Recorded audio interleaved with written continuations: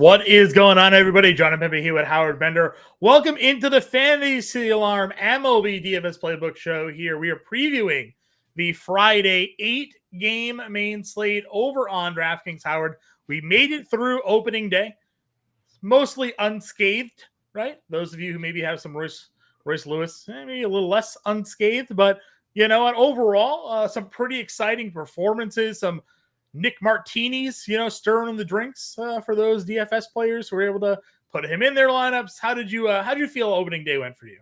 I thought opening day went extremely well. I mean, we had some, Henry Wilson and I had some good plays for DFS. The betting went well for today. So far, as of recording this right now, I'm waiting on one more bet, the Arizona Diamondbacks against the Colorado Rockies. I have the under on that one, but so far I'm, 4-1 on my bets, turning a nice little opening day profit. Some surprises on opening day. Nothing huge. Like you say, Nick Martini, it was that bottom end of the lineup for the Reds that really did the trick. It wasn't Christian Encarnacion Strand, who was a great DFS bargain, at first base today. For opening day. So it wasn't him and it wasn't Jonathan India. It wasn't even, super bargain Will Benson that everybody loved. It was the bottom end of that lineup, Ellie De La Cruz. But then it was like, you had Spencer Steer, Nick Martini, Jake Fraley. Yeah, there was another one. So, that was a little bit of a surprise there. But again, they got the job done. We knew the Reds would do that. Garrett Crochet, on the losing end of a 1-0 game against the Detroit Tigers, still Crochet, who threw like 13 innings last year. They let him go 6. He threw 87 pitches. 61 of them came in for strikes. I was very, very surprised on that one. He'll probably be at the top of my sell high list coming up. But shouldn't have been a surprise, Howard. I did the playbook. He was in the core play grid as your lone value pitcher to pitch here. 2020 first round pick, 11th overall, coming off of a great spring, obviously there, and they let him go. $6,500 on DraftKings, definitely paid off that price tag in spades there. Obviously, with the MLB, there's some random home runs there. I saw the guy who ended up winning my tournament played a Kevin Biggio and 5 Reds today. So he was actually I think I was in that tournament with you. Right. So, so things like that certainly happen with the MLB DFS season. But let's turn our attention now to this Friday main slate. We got 8 games here that we're going to talk about. And obviously, we always like to kind of go through and target some of the matchups where we think maybe there's some high run totals, some favorable pitching matchups. But a lot of that you can find yourself taking the advantage of in the middle of the season. When you're early on in the year, you're still facing some of these better pitchers, some of these matchups, feeling out guys that are coming out of slumps. So, we're going to do our best here to take a look at the matchups, identify guys who have maybe some historic splits, whether it's lefty versus righty, BVP, game totals, and things like that, because the sample size for the new season is 1 game for some, maybe 3 games for others. If the Dodgers are on here, they are. So, we'll do our best when it comes to that feeling. But overall, we kind of have a sense of I think, where we're going to attack this main slate here today, Howard. Yeah, absolutely. We'll start off with some pitching here. Personal favorites of mine. Obviously, George Kirby tops that list. He's the most expensive guy. But I do love me some Merrill Kelly. What I love about Merrill Kelly is I don't worry about how many innings he's going to throw. Right. And I think that, obviously Boston's a little bit better of a lineup than Colorado is. So I like Merrill Kelly. He's going to get you good strikeout numbers. He's going to go innings. He's going to be somebody who I can look at and say, yeah, there's probably a really good chance he walks away with the win. So, I like Merrill Kelly for sure. And if you want to pay down, coming off of an absolute fantastic spring, Kyle Harrison, the lefty for the Giants. I think he's an absolutely spectacular play going up against the Padres. I get the Padres, gave him a little run on opening day, put 6 runs up on the board. But I like the unknown element with Harrison. They don't have a lot of footage on him, but he did. He looked absolutely fantastic. And we've seen a lot of these Padres hitters struggle against lefties as well.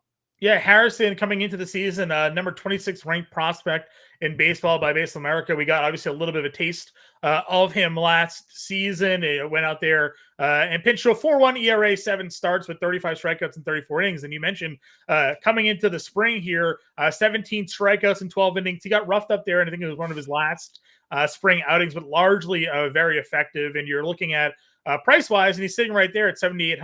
DraftKings, you're forced to start 2 starters. So, spending up, double spend ups at pitcher leaves you less to spend when it comes to the hitters. I also like Nick Pivetta here. No homegrown bias here. I know you've now done back-to-back shows with Red Sox fans. That's why I came with the Yankees jersey today. I saw. I just did a basketball show with Grande, also rocking the Yankees sweater on that show there as well. Listen, Nick Pivetta last year put up some elite strikeout numbers. At some point, he just found that strikeout upside. He obviously had lost his starting job. They moved him to the bullpen, became sort of a swingman for them, regained some confidence, got re-entered into the starting lineup, and just started striking everybody out. And that continued again this spring, 22 strikeouts and 18 innings. Now, a lot of the Red Sox starters did not pitch well during the spring. There was a lot of talk that they were also sort of just trying a lot of different things, which is spring training is meant for. So if they're ready to kind of buckle down into the regular season, you're getting a guy in Nick Pivetta who, again, some of these recent starts at the end of last year, you see double-digit strikeouts. That type of stuff plays up over on DraftKings, especially when it comes to that. So I like your mid-tier options. Where are you going with Carlos Rodon?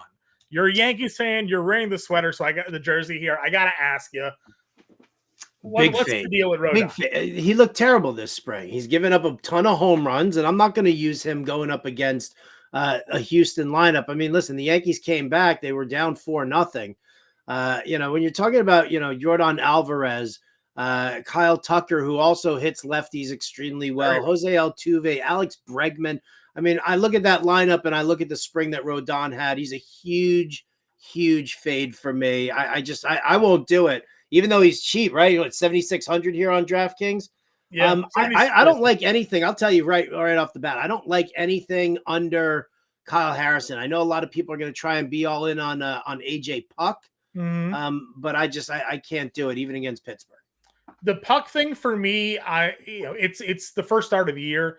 They only built him up. I think I saw it like mid 40s. I think it was his low 40s. I think it was his last start in spring. So you have to wonder, a guy that is pitched out of the bullpen for them, now being converted as a starter and not getting, we saw some of these starters during spring get up to 70, 80 pitches in their last outing.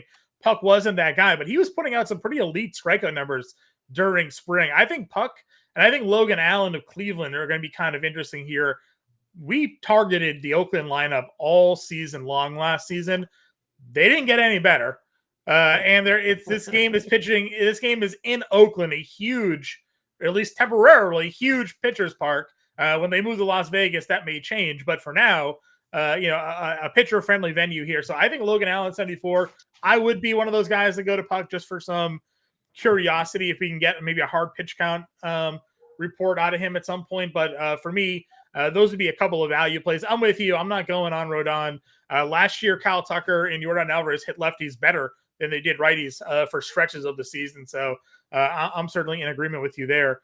When it comes to catcher, it's tough to do a preview show and do catcher because you don't know day to day who generally is going to be the starting catcher for these teams. I'm also largely of the belief that I don't spend up for catcher. I play whatever value catcher I can on the board. Today, Yanier Diaz was a pretty chalky play. He was pretty cheap, and you were able to get him in your lineup. He had a couple of hits. He paid it off the value. If you're going to go pay for a W.D. Smith or a Cal Raleigh, you need the home run. You need the multi-RBI or multi-hit really to pay off the value of the position when the majority of the other catchers are 3K, mid 3K and below. So what's your overall take on the catcher position? And do you have any catchers that you're looking to plug into lineups today? Very similar take as you. Yeah, I try not to spend up. I look at this and I see Will Smith sitting there at the top of the heap. Do I want to pay 4,500? I get it. He just signed that big contract. So, he's going to get a lot of rate there. For me, I'm going to, in looking at this slate here, I like Luis Campusano. He's 3,800. He's not overpriced here. He's been hitting the ball real well. He looked good in that, he went like 0 for in the first game in the Seoul series. had a couple of hits, including a really strong double in that second game. And now, here on opening day, a couple of hits for Campusano. What I like here also is that AJ Preller, the GM for the Padres, has said we want him to be out there every day. We know that we want to get him some rest, but we want him out there. So when I'm building a lineup right now for 3,800, I'll take a look at Campusano for sure. But you said it, Yainer Diaz. He's under 3K for the Friday slate. Yeah, he's 2,700, I think it was, for the opening day slate. Dude, this guy raked last season. He hit lefties really well. Yeah. He is an automatic plug in my lineups. He hits in the middle also of the Houston Astros lineup as well. What he hit 6th today or 7th or something like that. So yeah, I'm with you 100% in on Yainer Diaz for value play. To your Campusano point, he was someone that I looked at as well. Ridiculous numbers against left-handed pitching last year. Obviously, small sample size. He was in a platoon a lot of the time. 262 ISO against left-handed pitching last year, 1,100 OPS, a 667 slug, a 405 batting average. We like Kyle Harrison. He might have to pitch around Campusano here because that guy was just locked in against lefties last year. Christian Betancourt's been another guy historically that hits lefties pretty well. He's got Martin Perez. Again, it's been a bit since Betancourt's been a very productive player, but he had times with Tampa Bay where he could hit some lefties. So, if you wanted to get a little different there as well, but I'm mostly setting in Diaz and kind of just moving forward. He's an under 3K play, and we have some Dodgers that we're going to probably try to spend up for on this slate. At the first base position, again, they give Ohtani first base eligibility here, Howard. He has never played an out at first base. I don't know why they feel the need to give him first base eligibility. FanDuel just gives him outfield. He's played outfield before. He should strictly be an outfielder on DraftKings. I don't get the first base eligibility here, but they give it to him. Him and Freeman homered today. Again, I tweeted out, oh, look, the Dodgers are scoring runs. There's a Mookie homer, an Ohtani walk, a Freeman 2-run. Good luck to Thompson here. Both of those guys are lefties, though, going up against a lefty in Thompson. I don't know how you approach those two in those sort of splits, but if you're looking to spend up at first base on this day here, Howard, where are you going? I try to avoid the lefty on lefty crime. I wanted so badly to cheer on Juan Soto, but I just wasn't going to be able to deal with using him in DFS just because I just don't like the lefty on lefty most of the time. If I'm paying up, I'm looking at Christian Walker. That's where I'm going. Obviously, yes, you can always try Freeman or those guys. Sure. But Christian Walker, good, strong left-handed power bat. To me, Christian Walker is he's like Paul Goldschmidt light. But when I say Paul Goldschmidt, I mean 8 years ago Paul Goldschmidt. Because what Walker does, he's got a 30 home run bat. He can plate you strong runs there, but he's also going to steal some bags. Arizona, we saw them last year, super aggressive on the bases. And Walker, chimed in with double-digit steals. Now, I'm not saying that that's the be-all, end-all, and I'm not counting on him to steal a base. It's an added bonus in DFS. Mm-hmm. So when you've got this fantastic matchup against Cal Quantrill, right, who just gets mashed on the regular by lefties, then Walker is a guy who I want to get into my lineup there, not paying the absolute premium price, but, still paying up at the position. Walker with a big power bat. Obviously, last year he's known more for being a lefty masher, from the right side of the plate. But last year against righties, he still had a 213 ISO. So just the power being there, and more so, you're banking on the lineup around Christian Walker getting on base for him to be able to drive in these guys, because that lineup's actually kind of loaded. Obviously Corbin Carroll's there, Ketel Marte, they added Eugenio Suarez, they have Lourdes Gurriel, Gabe Moreno's not terrible. Captured in that lineup. So you're getting Christian Walker right there in the middle. Some opportunities to both score runs and get driven in. When I'm kind of looking at this myself here in the mid-tier range, is it too cheap to kind of want to continue to attack Rodon with Jose Abreu at $4,100? I know old man Abreu had a down season last year, but if you're looking to game stack and Tucker and Jordan are almost 6K here, you're getting Abreu at 4,100 in the middle of that lineup. I think there could be some appeal there. Yeah, there could be some appeal there. I'm a little worried about Jose Abreu. We've seen him kind of fall off the cliff, and I know he heated up a little bit towards the tail end of last season, and that's kind of what boosted his numbers. I don't know. If I'm paying down, believe it or not, if the Marlins are going to hit Josh Bell second, then I'm going to take a look at Josh Bell.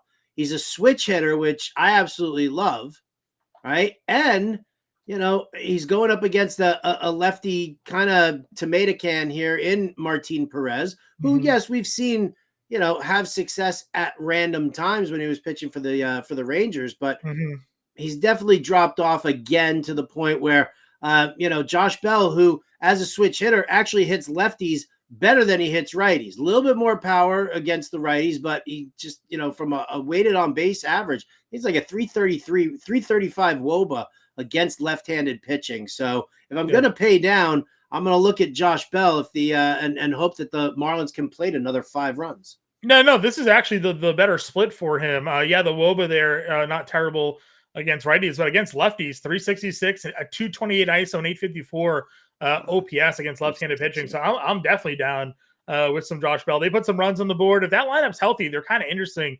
Jake Berger, Bell's there, Jazz Chisholm being healthy. That's a lineup that could certainly score some runs. Connor Joe is a guy that hit lefties really well last year. Doesn't have a ton of pop, but is a guy that was able to get on base.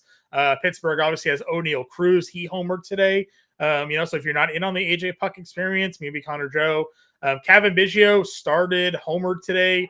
Aaron Savale, I don't know what your opinions are of Savale here, but I actually like Savale. I don't like him in the sense that I want to use him for DFS, but my biggest concern, and I know that Zach Eflin got smacked around, but remember when Zach Eflin first went to Tampa, and all of a sudden he was lights out, right? Couldn't pitch out of his own way in Philadelphia. Goes to Tampa, they correct certain things. They made the move and they picked up Savale. So I kind of want to see what he does because I do think that there is talent there. Okay. Yeah. And obviously Biggio in the lineup because Schneider got scratched today. So, we'll see if he's in there. If you're any first baseman that you're not looking to play today, anybody that you're not liking as much? No, that's the funny thing is I focus on the positive matchups. Sure. It's not, that's what I'm doing my research and kind of pulling everything in. I want to focus on who does have a good solid matchup as opposed to worrying about who I'm going to fade. Yes, will I find a guy suddenly and be like, yeah, wow, that dude's just, terrible against right-handed pitching in the month of April. So I don't want to do that. But for now, I'm going to focus on who I'm starting. Okay, yeah, Naylor was one for me just because last year he had, a ridiculous amount of RBIs, a lot of RBI opportunities. But, I think there could be some regression going to that Cleveland lineup here this year. And he's $4,600. So it just feels like it's a little bit too much. Sometimes, again, you focus in on matchups. Ooh, they're in Oakland. They're against Oakland. And, let's stack against them. I don't know if Naylor at that price is where I'm looking to go. Second base. Mookie Betts is second base only on this slate here is $6,500. Altuve $54. Ketel Marte $52. If you're looking to spend up here, a couple obviously big bats. Mookie has gotten off to a ridiculous start. If you remember last year, Mookie Betts was running away with what was going to be the MVP, and then all of a sudden Ron Acuna woke up and was like, hold my beer. I'm going to go 50-70, and Betts fell a distant second here. Nobody's off to a better start than Mookie Betts right now. Nobody's off to a better start. He's hitting atop one of the most prolific lineup in baseball right now. And he looks great at the plate. He looks happy. He looks, he's always got a big smile on his face. I'm probably locking in Betts until he goes cold. And I'll pay up for it. I paid up for it on opening day and he did me a solid there. I like Betts. A little further down the list, I'll take Ha-Seong Kim. I know I say I like Kyle Harrison, and all of a sudden I've got two guys here on the Padres who traditionally hit lefties well, Ha-Seong Kim and Luis Campusano. But again, it doesn't need to be like, when you're paying down like that, I want the strikeouts that he's going to be able to get me because I know he's going to be able to get them for me. I'm not expecting him to just blank the team. So, Ha-Seong Kim, I think, is in a great spot right now. He's playing well, does a great job hitting against lefties. So I'll pay up for him if I'm not going to go with Mookie Betts, which I'm still going to probably go with. Yeah, 384 WOBA last year for Ha-Seong Kim against left-handed pitching, 896 OPS. Kyle Harrison could be a better play over on FanDuel, maybe. FanDuel, they only ding you for earned runs allowed. They don't get you for walks or hits or anything like that, like they do over on DraftKings. So could be some potential value for him there. Other guys down here in the mid-tier, we'll see what happens with Polanco at 4K. A big acquisition for them. Had a pretty good spring. Torres, 42. We know there's some power. Did you see the Gorman update during the offseason? He stopped eating popcorn, and all of a sudden, like, his back pain went away. How much popcorn are you eating that it was in your as part of your diet that was causing back pain for you? I have no is what I want idea. to know. I do find it very interesting that you say popcorn very similarly to Jim Bowden. You say popcorn, not popcorn. Popcorn. Pop, Popcorn? pop. We're both from Boston. It's fine. Where else are you looking at second here? Again, it was, I looked at Polanco. He's the guy that I was looking at for, some semblance of value there. But I mean, there's really nothing good looking at the second base position the further down that you go. You could do it as a throwaway spot, but I prefer not to do it, in that fashion. I might take a look at Nolan Gorman, who does seem to be priced down a little bit. Mm-hmm. I might, just to kind of shoot for the power there. But overall, no. I mean, second base to me is probably going to just be Mookie, and that's it. Okay. Yeah, that's fine with me as well. The Red Sox are starting Emmanuel Valdez at second base today. Opening day as we're recording here. I guess we'll see. He showed a little power and speed potential in their lineup last season. But when you have Mookie Betts as your spend up, you don't really need to worry about that. Third base generally is the most stacked position outside of outfield when it comes to DFS. And, this slate, not really much different. Ramirez, Devers, Machado, Arenado, Bregman, Muncy, your top six third baseman here. You keep talking about lefties and Harrison, and there's Machado at 51. Do you go back to? Nope, I'm not going to Machado. Nope, Machado sucks. He's done. No, no. I mean, listen, I think I want to see how everything looks tonight, but right now, I'm looking at Jose Ramirez as my top guy, going up against Ross Stripling, who I can't even believe that Ross Stripling has a job, for crying out loud, let alone starting spot there. So Jose Ramirez is kind of where I'm at. I mean, again, yes, you can use any of these top guys, as it fits your budget. I don't necessarily know if I would use Muncy because again, the lefty on lefty crime, he also struggles against left-handed pitching. They might even consider maneuvering him. Oh no, they can't because Gavin Lux sucks against lefties too. So it feels like a Chris Taylor day to me. Yeah, it could be a Chris Taylor day. I think I'm going out to eat, baby. I think I'm looking at burgers. I love me some Jake Berger. I think he's in a great spot, on this team. He's in a good RBI spot. We just talked about what the table setters were looking like for them. And then, listen, Jake Berger he's going up against Martin Perez. He hits lefties well. He's a power guy. When you use Jake Berger, it's like it's an all or nothing sort of a thing. He's either gonna go 0 for 4 or he's gonna, go 1 for 4 and hit you, a home run. Yeah. But that's 30 home run power right there. And if these guys are setting the table, I mean, listen, Luis Ariz, who's, has won a batting title in 2 leagues. The dude sets the table so well. We talked about Josh Bell being a good, solid hitter. He was batting second today on opening day. So for me, I'll look at George Berger. Shout it out for the Broadway musical Hair on George Berger. Treat Williams played him in the movie. So good. Jake Berger, 30 home runs. Listen, your last 2 years, to your point on Berger against lefties, right? 2 years ago, 2022 with the White Sox, 429 WOBA. He had 1,000 OPS. He had a 326 ISO, 440 batting average in balls in play, 651 slugging. But it was only 49 plate appearances. So you could be like, well, what, small sample size. He's able to get a hold of some things. Last year, 140 plate appearances, 583 slugging. He had a 900 OPS, a 320 ISO, a 380 WOBA. Those numbers are legit against left-handed pitching here. So definitely in on some Jake Berger here as well. Working our way down, I didn't really find any obvious value that I was liking. Was there anything for you here that stood out, or are you kind of just ready to move to shortstop? No, I mean, I can move to shortstop. The thing is, and again, we're going to have a show. We're going to have a live show at 4 p.m. Eastern on Friday. And we're going to be doing that, very similarly with the way that John and James handle the NBA DFS. There's less change that's going to happen for MLB between this show and the next show, but at least for the first half hour, maybe we just talk about it for a half hour at 4 p.m. Eastern. But I want to see where everybody fits into the lineups, where's it going? Because I'm a big fan of mini stacks. Sure. I don't necessarily, I know I get it. The guy who won our contest had five had the whole bottom end of that lineup in there. I think he also splashed in Will Benson, thinking that Benson was going to be at the bottom of the lineup, but he wasn't. But so that's what I want to definitely take a look and see. I'll look at guys and see where they are in the lineup and, who's like right around them that maybe I can kind of mini stack it there. So that's something for the Friday right before lineup lock stream.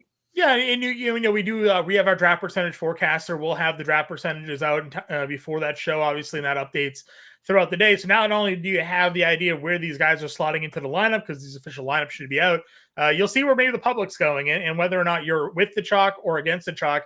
Listen, we knew the Reds were going to be chalky. They were chalky, and they just all hit. Martini actually was the lowest because he was the late scratch. I think a lot of people may have set lineups and not pivoted to him, and he ends up hitting the 2 home runs. So if you were able to get in like the 10% Nick Martini, you are doing yourself some good stuff there.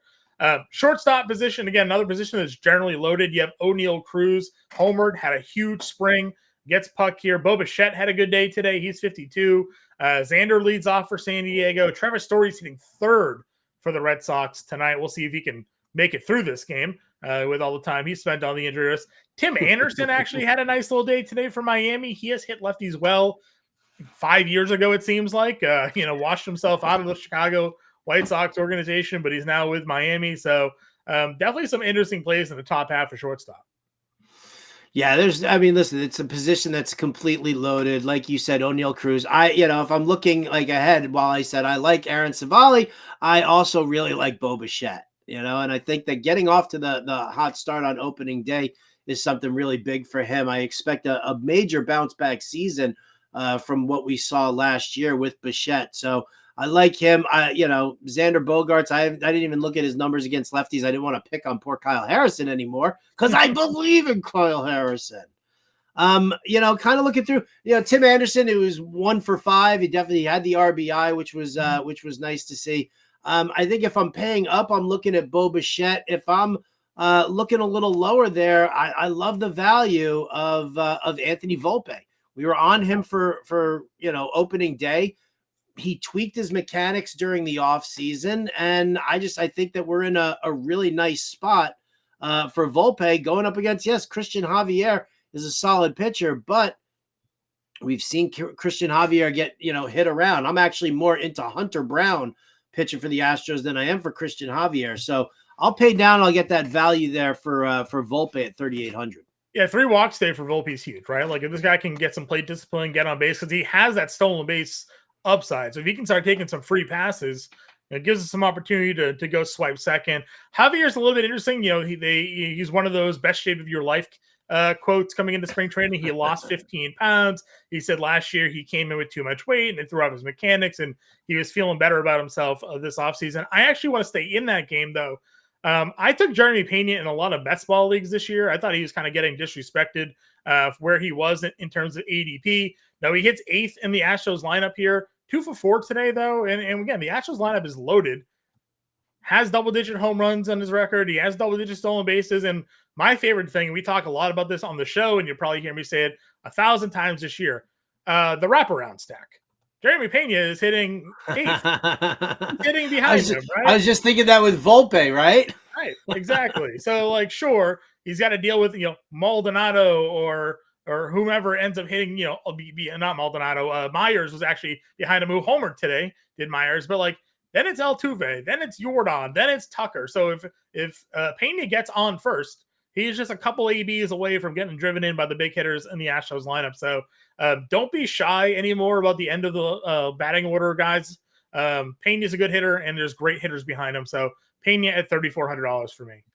I like it. You had him in the opening day playbook, and he delivered. I So did. good job.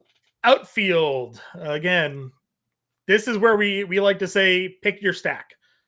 Whatever Yeah. team you're stacking, you're basically going to be picking one guy from the outfield anyway. So if you're going Houston, it's either Jordan or Tucker. If you go in New York, it's Judge or Soto, Otani, Corbin Carroll. So find the stack you like, pick the top price outfielder. That's how I approach spending up at the outfield position. I like that. I like that. I actually, you know what? It's kind of funny. I was kind of eyeballing picking on a little Joe Musgrove, Mm-hmm. and Jorge Soler, who's just another big bopper. I get it. The batting average, not always want to do that, but the way that Joe Musgrove is being hit around throughout spring, the way he got hit around in the first game against the Dodgers.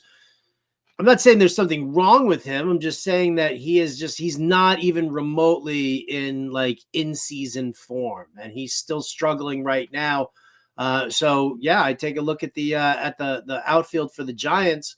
And because I don't feel like everybody's gonna, I don't think a lot of people are gonna be on them. Sure. Right. They don't have any marquee names. But Michael Conforto went yard on opening day. Jorge Soler he's got that power. So I'm definitely into using Jorge Soler. Yeah, Soler's fine, especially when you take him out of San Francisco, right? Obviously, it's a big pitcher's park there. You get him on the road. Maybe there's some better power alleys for him It's in San these spots. Diego, not really. Not a Same. huge, right? It's not a significant ballpark increase, but we know obviously Sorgi, San Francisco. I like Teoscar 4,900. Again, you're getting more exposure to that Dodgers lineup. George Springer homer today. I mean, if he's going to be healthy, ride him out as long as you can until he's old. I couldn't believe how old he is now. Like, been in the league forever. Yeah, I like Jaron Duran. That man turned singles into doubles more than anybody in the league. He was on pace to lead the league in doubles last year before he ended up getting shut down with his injury. Very easy to steal a couple of bags, has a little pop. McCormick was the other one. He had a big day today, 4,200. I'm liking Houston. I think we're both going to like Houston against Rodon here. Yeah, and it's so funny. I was looking to use McCormick. Henry and I were talking about that yesterday. We had Yainer Diaz, Chas McCormick, and Kyle Tucker in our lineup. As just, as what we were just kind of the guys who we like the most out of Houston. That bottom end of that Houston lineup, I dig it very much.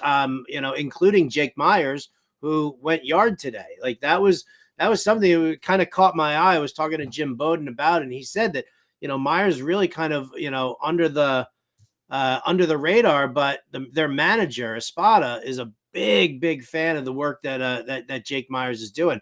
So, having McCormick down there, Yainer Diaz down there, and then Jake Myers, that's going to do some great things for Houston. Yeah. And, again, to your point before, the potential of a wraparound stack as well. Agreed. When it comes to value plays, I mean, obviously the outfield, there's so many outfielders to pick from. You kind of have to see where these guys are slotting into the lineup. Did you have outside of Myers, so obviously I imagine is one of your favorite value plays, any other outfielders for you that you're really starting to key in on here for this 8-game slate?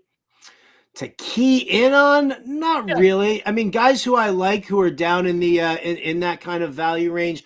I think Jack Sawinski is a very underrated guy going up against AJ Puck. Again, I'm not a huge AJ Puck kind of fan.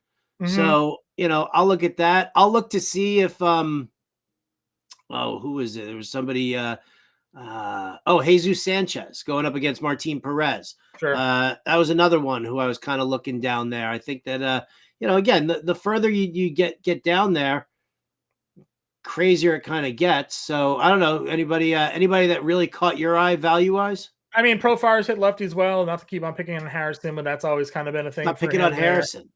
I said I'm not trying to. I just he's a guy that hits lefty as well there. I mean, I'm kind of with you. I think the outfield, you're kind of building more around stacks here. So, I mean, you like Kirby. Boston has some guys in from the left side of the plate that they're going to throw at him here. Yoshida's there. But there's really not a ton. I feel like we're spending up, and then we're probably plugging in a couple of value plays when the official lineups come out. Again, when you have larger slates, you have larger player pools to kind of pick from, and there will definitely be a random value guy that will be in the starting lineup that you're like, you know what? I'll plug this guy in here. We say this all the time. MLB DFS is unlike almost any other DFS sport because any guy can get a 0. Mike Trout can go 0 for 4. Get you 0 fantasy points. Like in NBA, in NHL, in NFL, it is very rare that a guy just doesn't score. You expect the top price guys to be top price guys, and you expect the value guys to be value guys. Baseball, it doesn't matter. Top pitchers get blown out all the time. Top hitters don't get on base. So you can really, see a cheap guy like, oh, I'll plug him in. Maybe he goes 0, or he's Martinez it and homers, and your Mookie Betts goes 0 for 4. Right. So it's a weird sport in terms of DFS and expectations of production here. Howard, do you want to get a lineup built for our friends here? Yeah, sure. Let's do it. All right. I think we both agreed we were kind of in on Astros. So let's get some value in here. Myers in the outfield. Let's see. I liked Pena. Did you have a shortstop you wanted to play over Pena? There wasn't anybody that I liked Volpe as a pay down there, but if you want to save a few, more shekels, I'm fine going with Pena because we're trying to get Mookie. So pop up that Houston lineup there at the bottom. You might as well throw Yainer Diaz in there as your catcher, John. No and argument. Just take the bottom end right there again. Diaz, Pena, Myers. Where is he? 29, I think we said. There he is. Yeah, so now you have 57, 66, a couple of pitchers that we were in on here. Your spend ups, you mentioned you liked Kirby up here, and you liked Merrill Kelly. I'm good with going Merrill Kelly. So we're gonna need to find probably another mid-tier guy. Well, let's go with Pivetta, because I think we've kind of been chiming in a little bit about the Padres going up against a lefty. Sure. So let's try Pivetta there instead of that. This is coming together nicely, Howard. Oh, look at you, Josh Bell! You're slamming him in there. Jake Berger slamming him in. All right, so we can do one more spend up play here. What are you thinking? Do you want to go Houston, or do you want to go a one-off play? I'd probably go Houston. Okay. Well, no, because we got the bottom end of that lineup already. I don't think we need to. Okay. So where else did you want to go? I'm trying to see. You said mini stacks could go Teoscar versus a lefty, get Betts and Teoscar in the lineup here. Yeah, but they don't hit next to each other.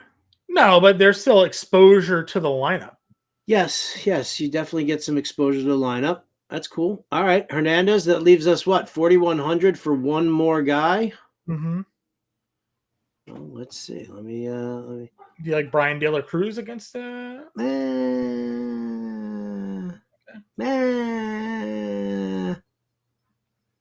I wish I knew if Jock Peterson was playing tomorrow. I'd say throw him in there. Right, because he's been their platoon guy. They said. Yeah.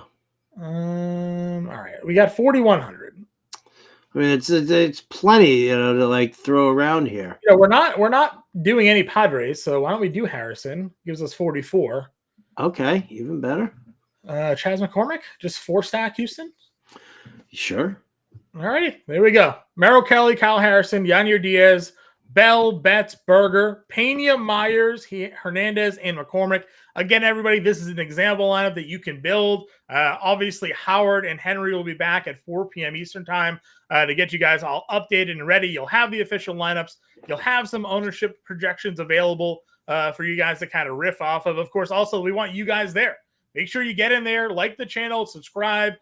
Get your questions in the chat. Howard and Henry are going to be there to help you guys build your lineups and get you guys set to have a successful night in MLB DFS. So find us there. Follow us on Twitter if you haven't done so already. We'll be back on Monday for the pre-show. You can get us there and then get you guys ready for the Monday main slate as well, again, at 4 p.m. Eastern. Any final thoughts here, Howard?